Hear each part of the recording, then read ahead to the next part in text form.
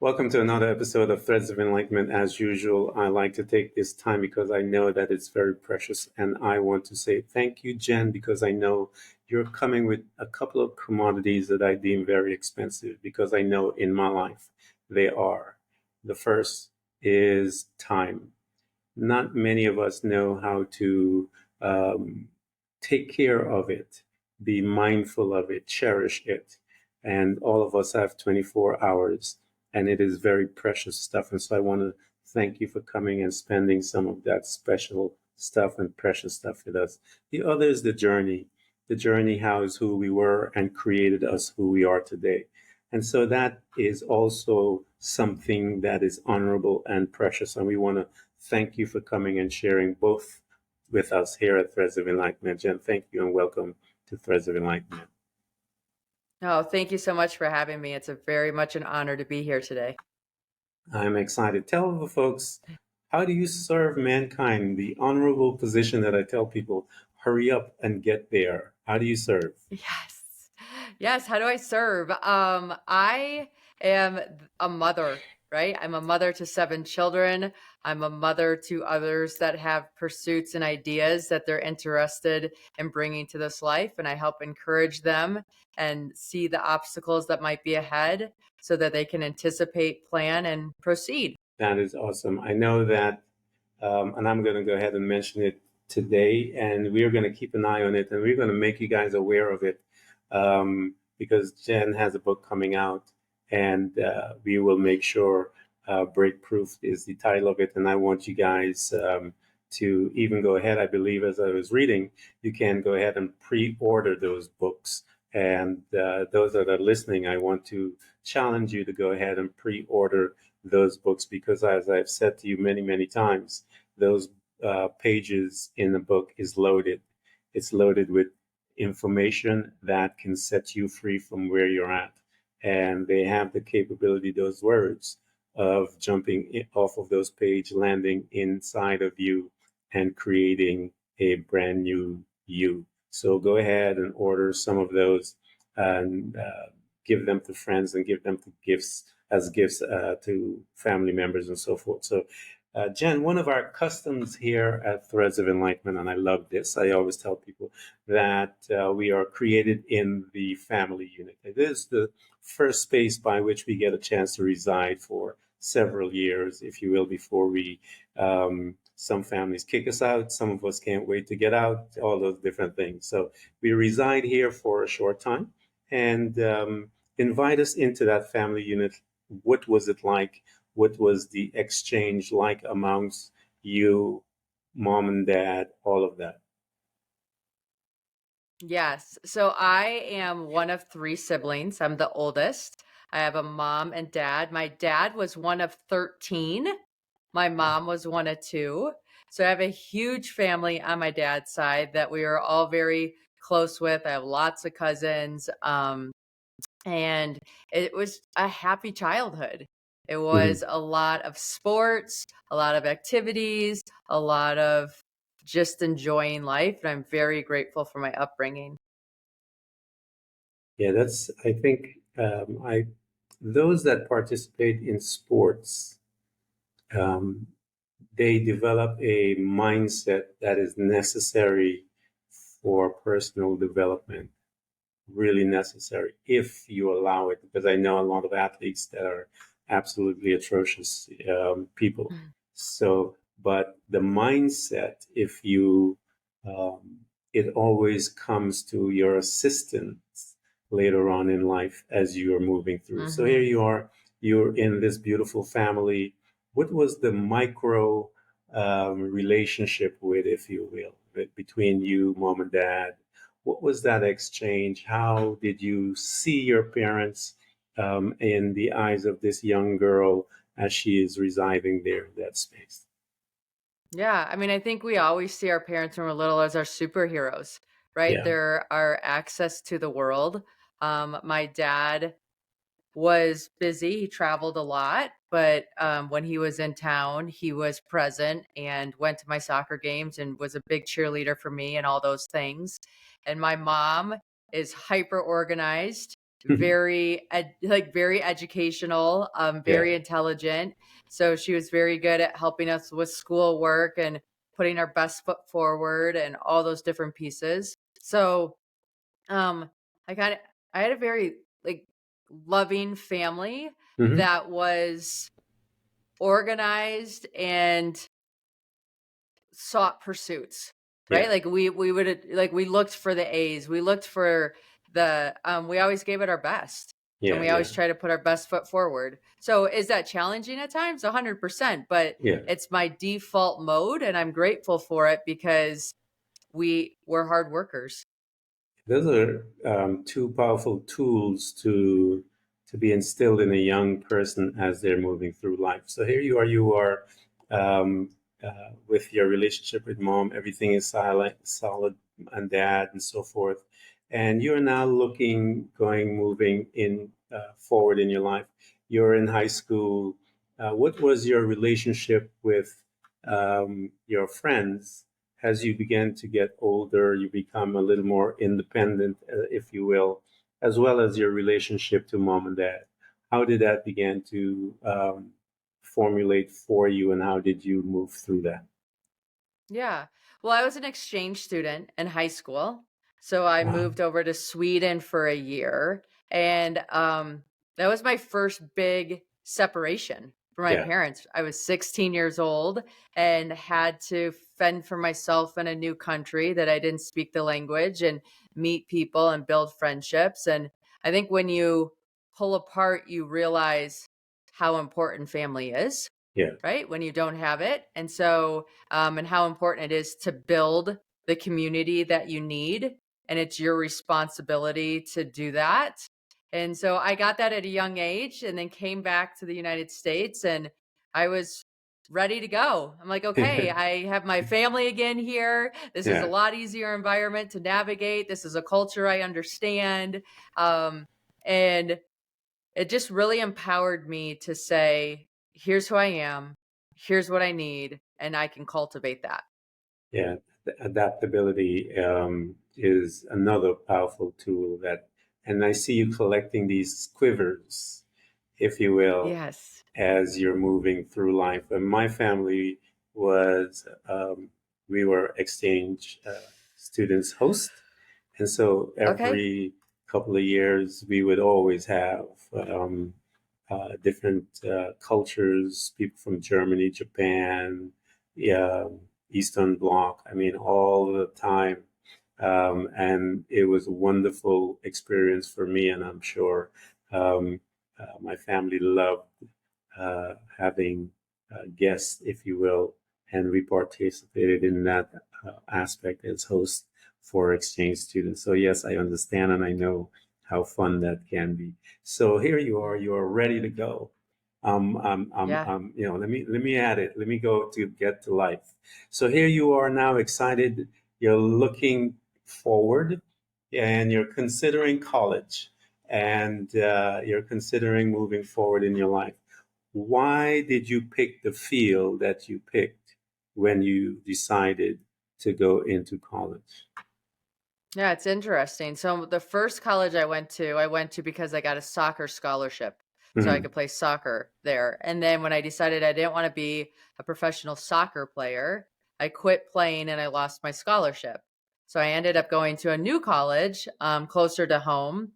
And when I was going there, I'm like, I'm going to be pre med. I want to help people. It's a well paid and well respected career. I Yeah. like medicine. So I was studying that, and my chemistry teacher pulled me aside and he said, Jen, I don't know if this is the best use of who you are as a person. And at first, I was really offended because I'm like, Yeah. wait a minute, this is what I want to be. Why would you say such a thing?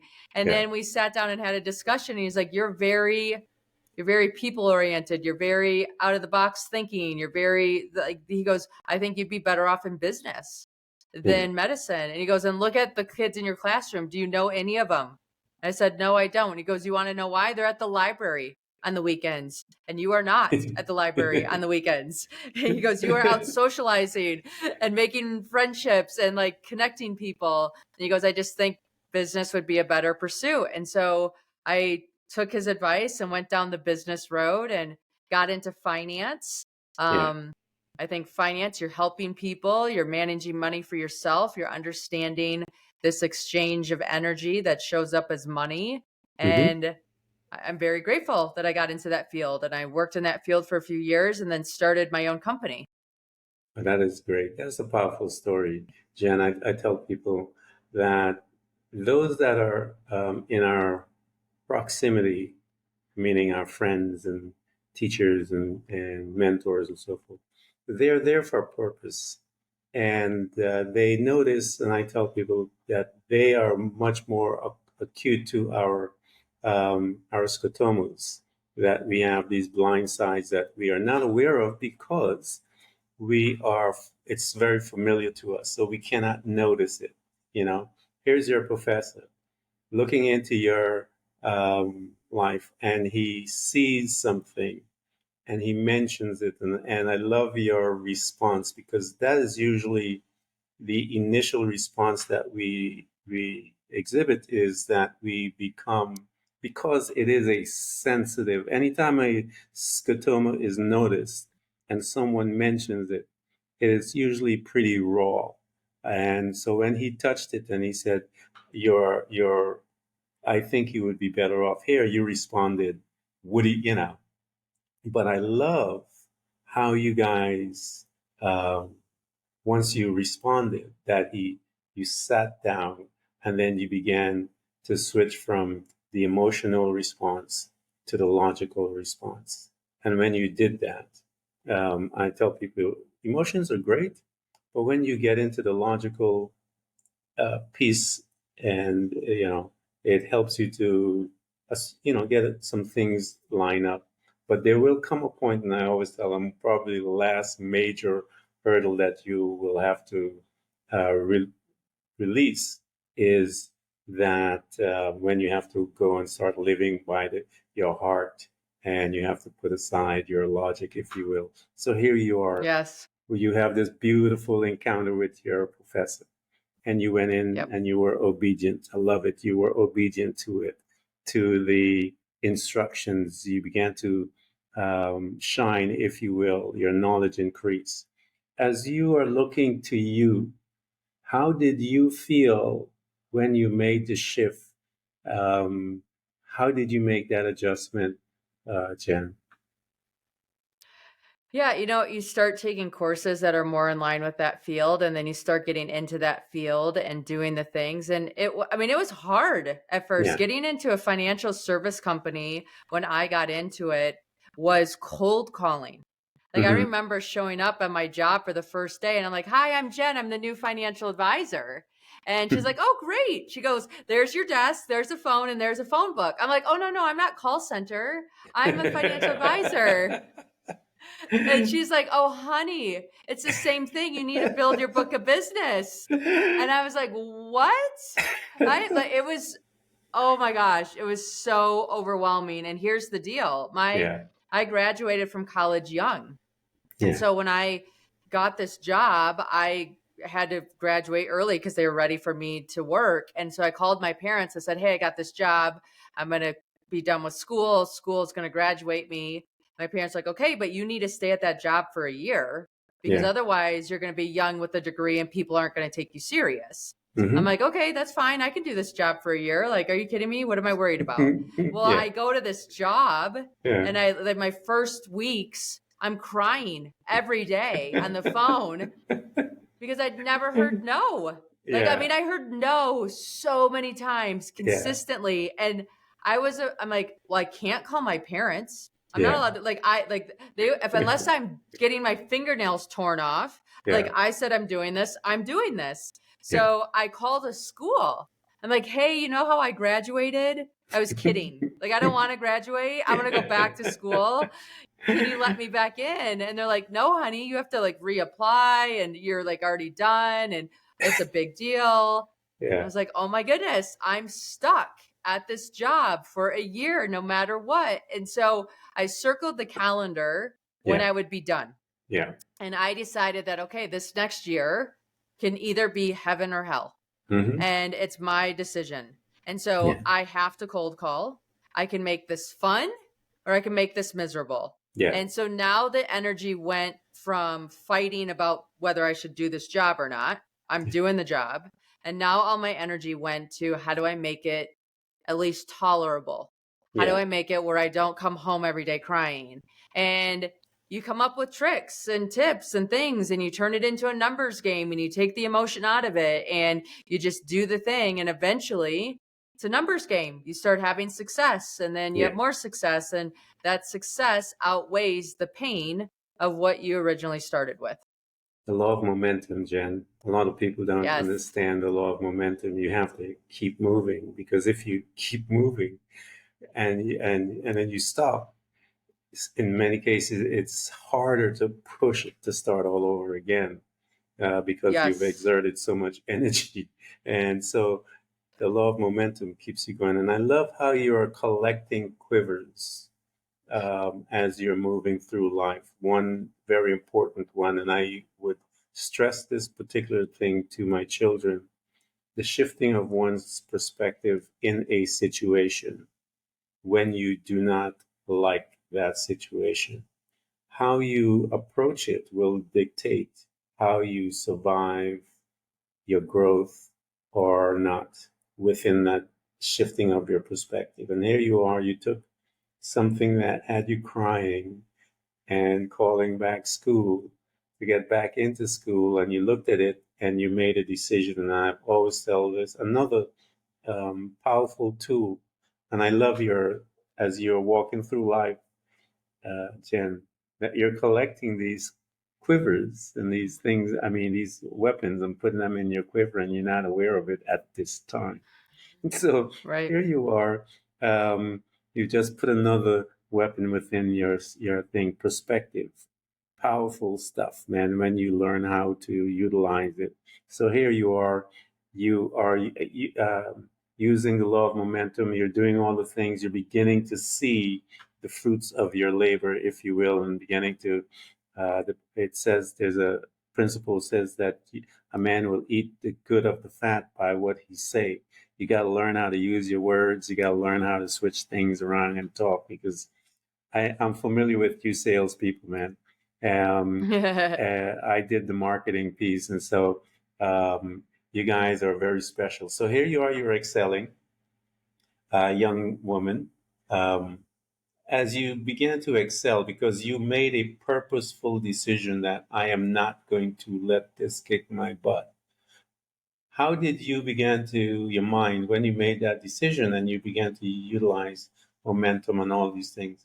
What was happening to you, Jen, as you began to see these results? Because you're beginning to create them, from Yeah. what you say. So how did you act and react to yourself? Yeah. I think pain is our biggest teacher. And Yeah. so I hated the phones, right? I hated cold calling. And so I would do anything I could to avoid it. So Yeah. how do you avoid it? You get so good that you can hire somebody to do it for you. Right? So Yeah.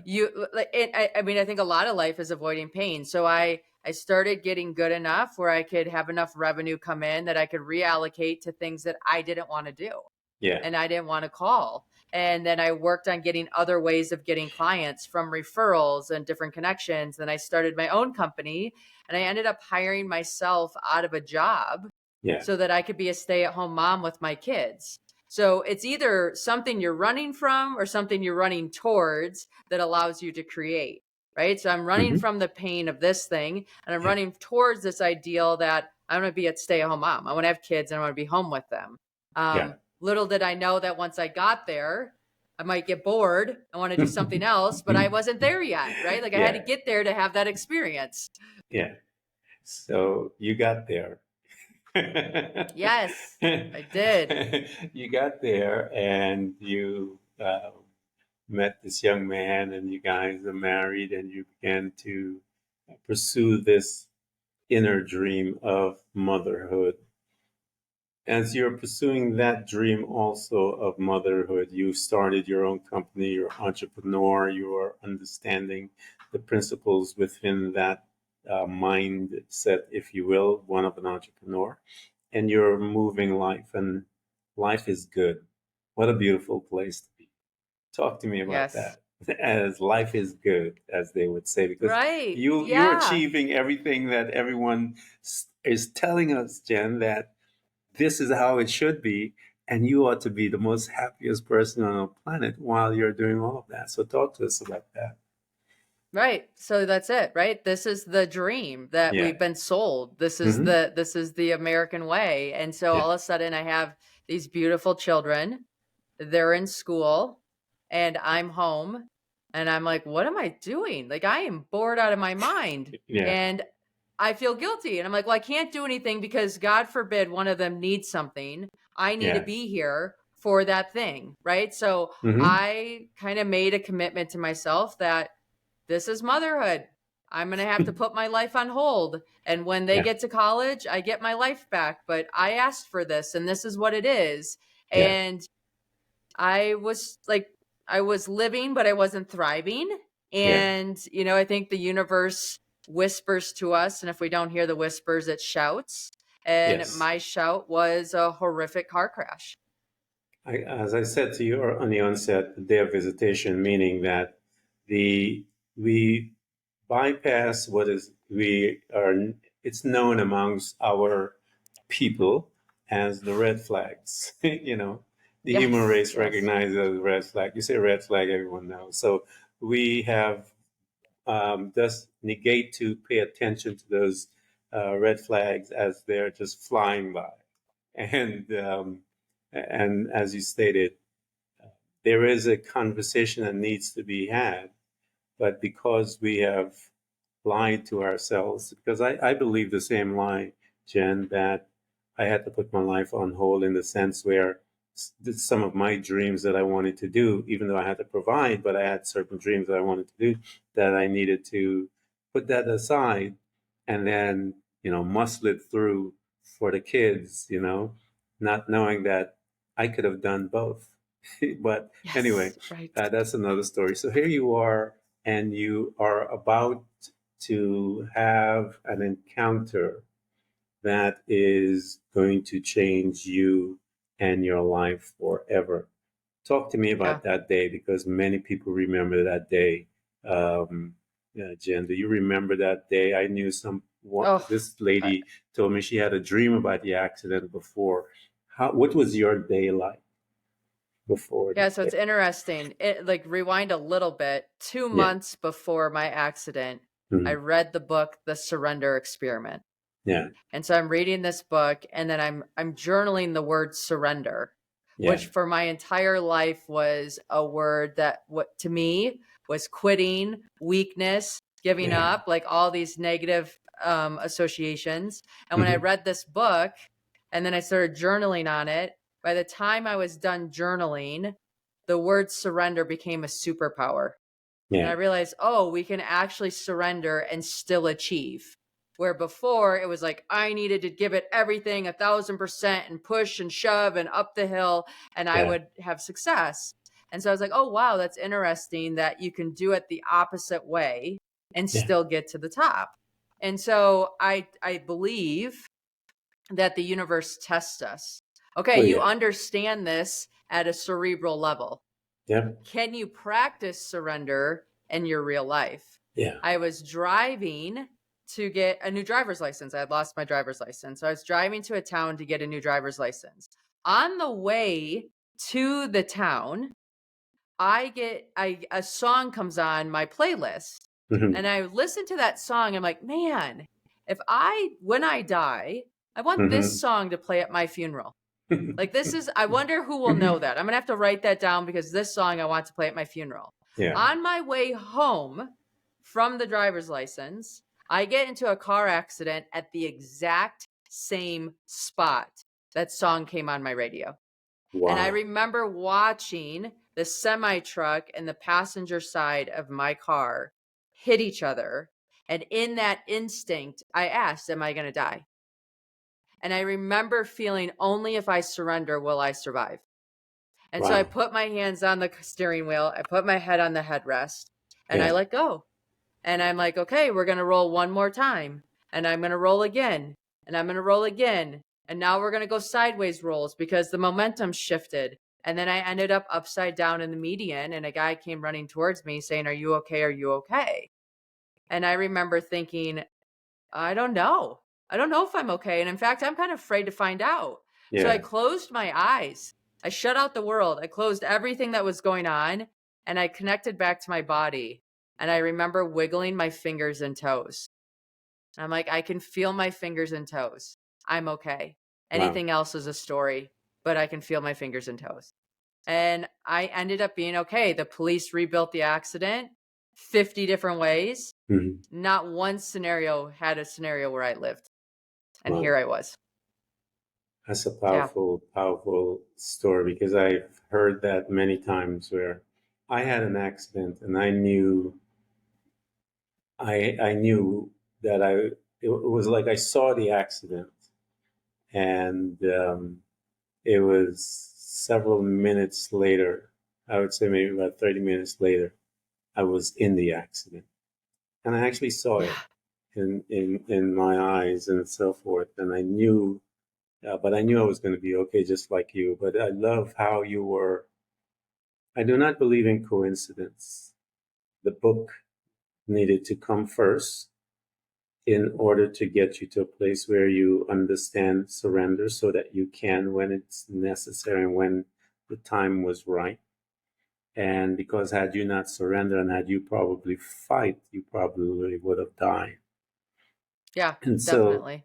all of this, as you are collecting tools and weapons, if you will, one of the weapons that you collected from reading was journaling, another powerful tool that one can utilize to grow mentally and so forth. All these things, surrendering, which is one of the most powerful lessons you will ever have to learn. Another weapon that you have within your quiver. As you got in touch, you did your meditation and you got in touch with yourself. Another big weapon. And you feel your fingers and toes, and you said you're okay. When you were next aware, if you will, and you're in the hospital as they are now going to give you all the wonderful news as to what's going on, how did you make the adjustment as they were informing you of the reality of that time? Yeah, it's interesting. The accident, like they said, I'm fine. So I'm like, okay, I believe you. I came home. And the interesting thing is the timing of our lives, right? So a few Yeah. weeks after my car accident, a girlfriend of mine goes running on a trail. It's wet out. She slips, hits her head, and never comes home. And Wow. so I'm wrestling with this thing of I just survived this horrific thing. She did something healthy that we're encouraged to do, and our outcomes were entirely different. And it was in that processing that I realized I don't get to choose when I die, but I sure get to choose how I live.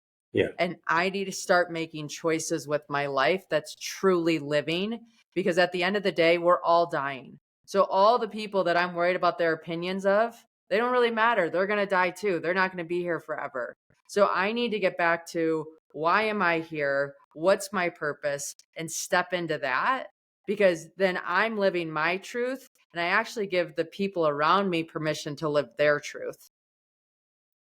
The perpetual investigator of the self, Jen.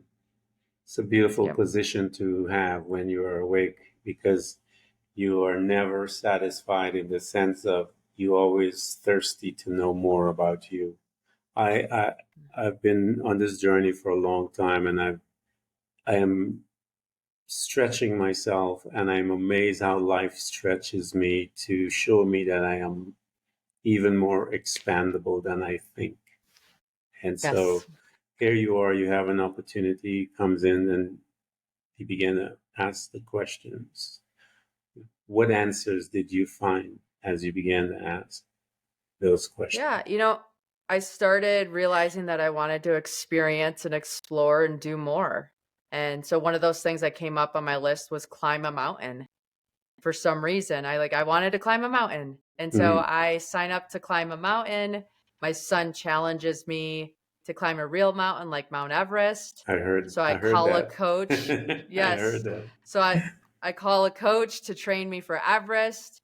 he ups the goal to setting a world record and empowering mothers and women throughout the world that the only thing that's holding us back is what's between our ears. Yeah. And we need to change those beliefs to make other things possible for ourselves.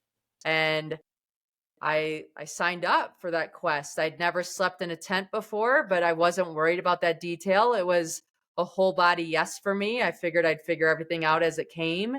And June 1st of 2023, I set the world record as being the first woman to climb the second highest peak on each of the 7 continents. And that's just because I said yes to myself and allowed what showed up to show up and continued to press on until we reached that goal.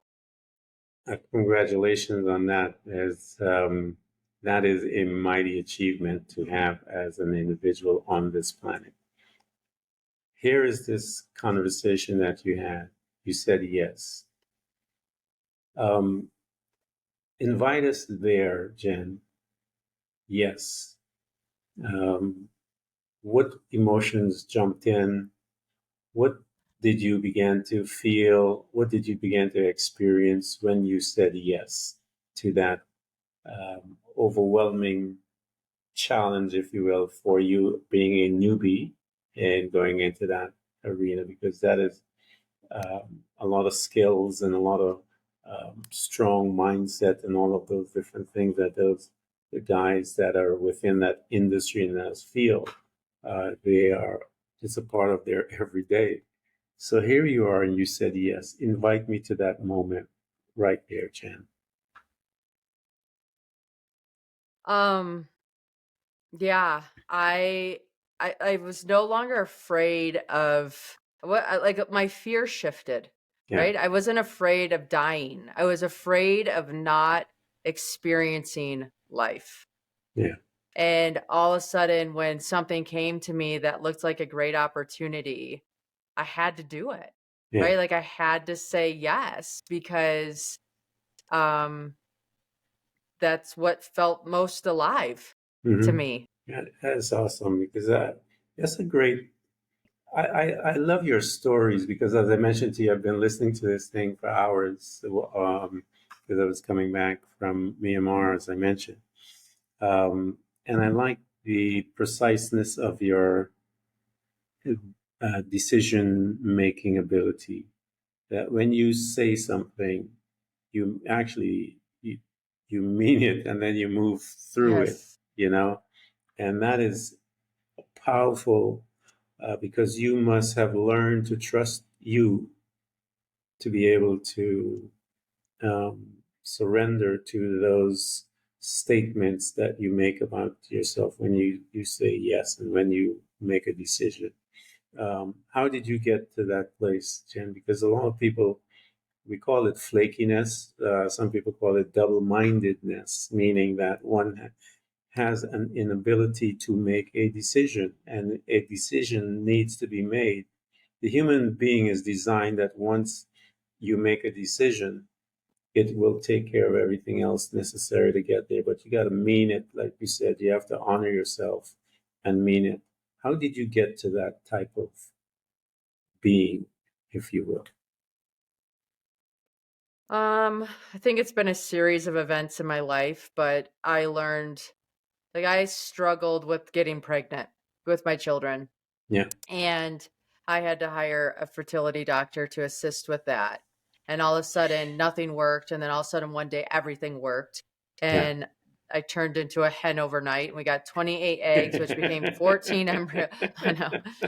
It was crazy. It became 14 embryos. And when you have embryos, in my mind, they were life. And so I either had to use them, donate them, or destroy them. And I'm like, I'm not destroying them. I'm not donating them to somebody else because in my whole life, I'm going to wonder if I have a kid somewhere. I'll use them. And the doctors thought I'd get 3 or 4 children. And I have 4 children. I still have embryos. I have 5 children. I still have embryos. And when you start, it gets hard, right? Like it gets hard. And when it gets hard, you're like, well, maybe I'm going to change my mind on this. And I knew if I changed my mind on that, I would never trust myself. And if I can't trust myself, then how do I create anything? You have to have a strong foundation, and the only thing you have is you. Yeah. So I knew, I'm like, okay, well, I have 7 kids because that's what my story was. And I knew that if I ever went back on my word to myself, I wouldn't have anything to build from. And so for me, it's always been, if it's a full body yes and it's crazy to everybody else, that's okay because I check out with me Yeah. and I need to be true to me before I'm true to you. I hope that you heard that, listeners, that you heard that. One of the purpose of the journey, and I mention this all the time, is so that you can get to learn you, be honest with you, to be respectful of you, all of these things to you. And as you are these things to you, that when you are with someone, you have the capability to be that to them also, because you have a benchmark by which you can judge to see if you are on the right path or not, if you're BSing, if they say, as they say, or if you're true. Because if I love me and I say to someone, I love you, I know exactly what it looks like because I've learned to love me. That encompass giving them the space to be. I had to learn how to do that with me. That give them the space to grow. I had to learn to do all of that. So when I say I love you, I have a benchmark, and I keep people sometimes say I'm crude because they of how I would answer, and I say, my the thing is, do you love you? Because if you love you, then I absolutely know that you are capable of loving me. I know that's kind of harsh, Jen, but that's how I feel. So anyway, here you Hmm. are, Mom. You became a hen, and you are having all of these wonderful children. And from your journey, you're moving through. As you're moving through your journey, you're growing as an individual, and you're learning about all these tools to assist you as you're moving forward.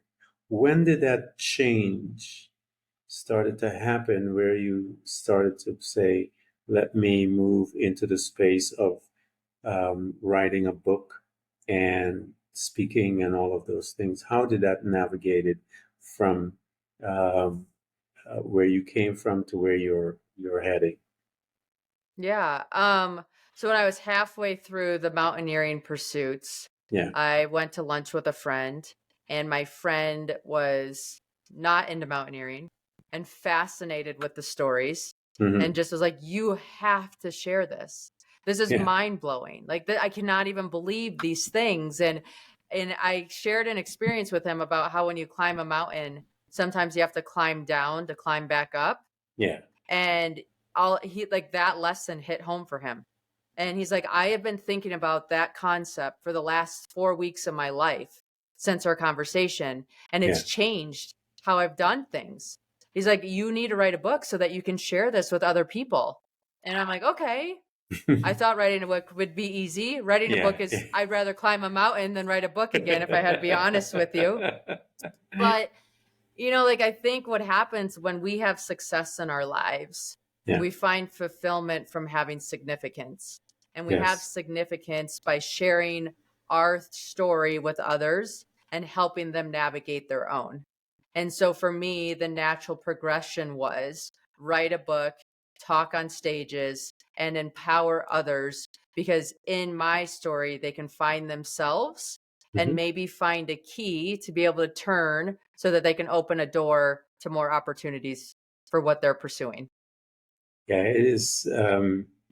Your story, the thing that I like about your story, as I was listening to it and as we are having this interview as well, is how you design it with obedience to your people coming into your life and seeing the scotomas and stuff like that and bring it to your attention, and you're adjusting on it right away, ASAP. Looking at it and making that to me is powerful, because I was one of those that I had the first reaction like you did when your professor had mentioned it to you, where I would cuss him out And I had to learn when I got that revelation of the reason of the person in my life, I respect all my friends that are there and all my family members and strangers who come in my life and so forth, because they may hold something for me to by saying something that will expand me even further. So here you are the concept of the book started, and you mentioned how difficult it is. Um, as you are doing all of that, and you still have your children, how did your relationship with the children um, change as you began to become more enriched with yourself? Yeah, I realized I was modeling life for them, right? They're watching me to get cues on what does this look like to be a mother. Yeah. And before, it looked like abandon yourself and be a mom. Don't you want to do this? Like, shouldn't everybody be a mom today? I mean, this is awesome. And Yeah. then after I'm like, do you, and have people that love you and surround you and like inspire you every day. Like, Yeah. we inspired each other, right? To Hmm. And it became such a parallel existence Yeah. instead of a hierarchical. And I Yeah. think that has been the biggest gift for us is I'm learning from them, they're learning from me. We're both in this arena together, figuring it out, falling and getting back up. Isn't that a beautiful space to be, Jen? It is for me. It became life became. Uh, I just loved the existence of me and my family. I loved the existence of us, if you will, because it was such a fertile space to grow. I was capable of allowing my children to grow, and they were capable of allowing me to grow. Because I didn't have a handbook that gave me all the instructions, and so we had to grow together. And it was rewarding, humbling, all of those things as you're experiencing this with your children. It's really an interesting space to be in, and I love it. So I'm so glad that you mentioned it because you had a chance to experience it as well. So here you are with your children, and you are um, at this new stage in your life. You have made this accomplishment, this a major accomplishment. I'm sure it'll probably be many, many years before anyone can come close to it. And so you have your children, all is doing well. The book is there. But there's this thing called life, Jen, that there's always a disturbance within the force, if you will, because once we become awake, one of the spaces that we hate to be in is complacency. And so there's always this undercurrent of movement trying to take us to different spaces and expand us. What is your current undertone of movement that you are sensing within your space as you're moving further out into Yeah. the light, as they say? Yeah, it's interesting. Right now, everybody keeps asking what's next, what's next. And I'm Yeah, like, you know what? Now I'm focusing on what is. I'm yeah, actually not allowing myself to take on another pursuit hmm, for at least a year. yeah, And I think all of us, we sometimes get into this perpetual summer, right? Where we're always blooming, always going, always whatever. And I'm really just allowing myself to have a season of winter yeah. and to be still and quiet and internal and just reconnect to who I am, reestablish what I want this next phase to look like and be very intentional about how that shows up. And I'm giving myself the space to do that. Yeah, I love that space too. I call it the place of solitude. That's where you get power, you get rejuvenated. And I love that space. I have that every day in my life anyway. That is how I start my mornings, if you will. So here you are. Invite us, Jen, to one of those conversations that you've had. You're a model to women to show them that they are greater than the sum of all of the stories that they believe and what people tell them that they ought to believe and who they should be and not who they should be and so forth.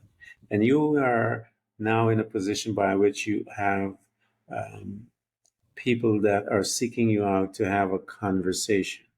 Invite us to one of those conversation, if you will, Jen, where you've been talking with someone. It could have been months, weeks, days, 5 minutes, and as in from the conversation, you are able to witness the movement of their perspective from one space to another as yours was moved when you made the decision about work and cold calling. Say, wait a minute, let me shift my perspective, and how you began to implement laws to assist that shift of your perspective to attain what you wanted. Invite us to one of those spaces that you had that conversation. Yeah. So I was on a mountain in Canada, and we were in a horrific snowstorm. And in this snowstorm, because it's not sunny out, I'm wearing my glasses that have a pink lens on them Yeah. because those are good for low lights. And so I'm climbing up the mountain, and I kind of get lost in my imagination. And now all of a sudden the snow's all pink. And so I'm thinking of a cotton candy machine Yeah. blowing snow around. And I'm thinking of, like, going to the parades and ordering cotton candy at the circus. And then all of a sudden I'm looking at the rope that I'm tied to, and it looks like a watermelon rind. So I'm singing a song that my kids love, like Watermelon Sugar High, and I'm just having a great time. Yeah. And my alarm goes off, and we have alarms go off in the mountains when we're climbing, because when you're at altitude, you'll forget to eat because Yeah. you don't get hungry. Mm-hmm. And so the alarm goes off, so we know it's time to stop and eat and refuel so that we can continue on. And I bump my glasses. And I bumped my glasses. All of a sudden, I see that we're in this white out, horrible, gray, all of a sudden cold snowstorm. And I'm looking at my teammates and I'm like, what is going on? Like, why are we doing this? And all of my teammates look at me like, what is wrong with you? Like, where have you been? It has been like this for the last 2 hours of our pursuit.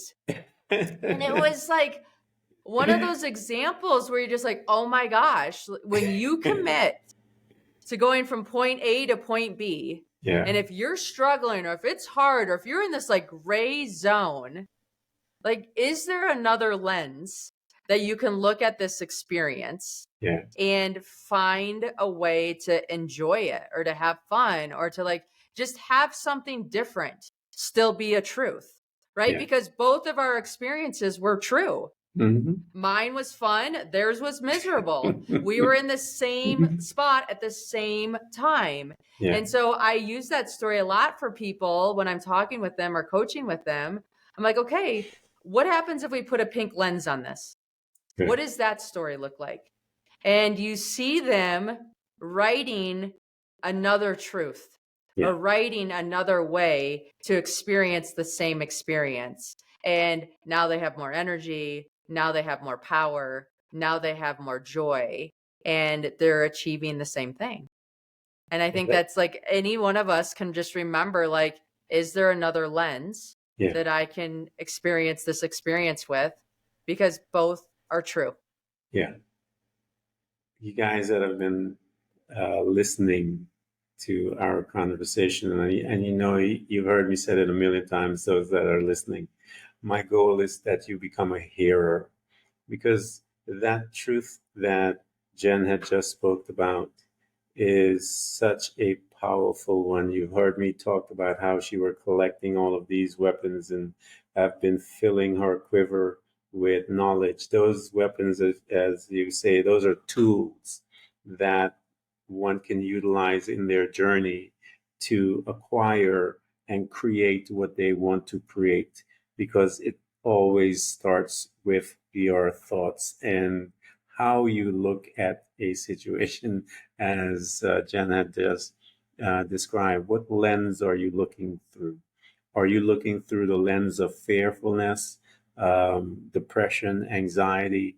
If you're looking at your life through those lenses, you will walk in some dark places, but there's another lens that Jenn has some information as to where they're located, how to use them, and so that through those lens, you can enter into things like joyfulness, respect, honor, strength, as she mentioned earlier.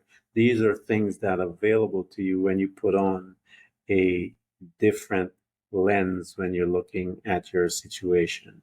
Um, Here you are today. Uh, Talk to us a little as to, I love that insight that you have.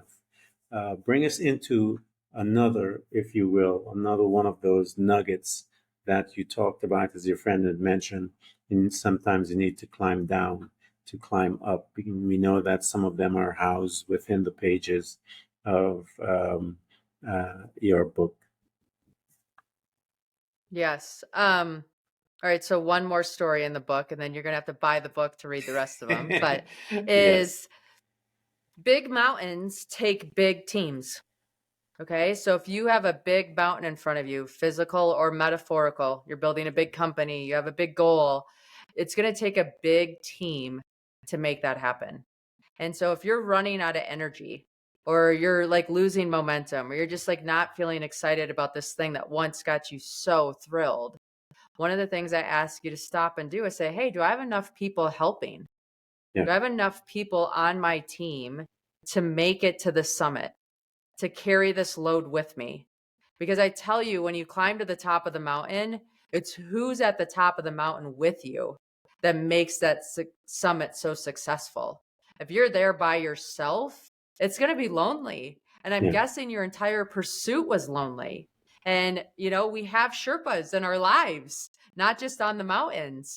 And you need to make sure that you recruit that team, you ask for help so that people can show up the way that you need them to, and you get to reach your summit in life, whatever that is for you.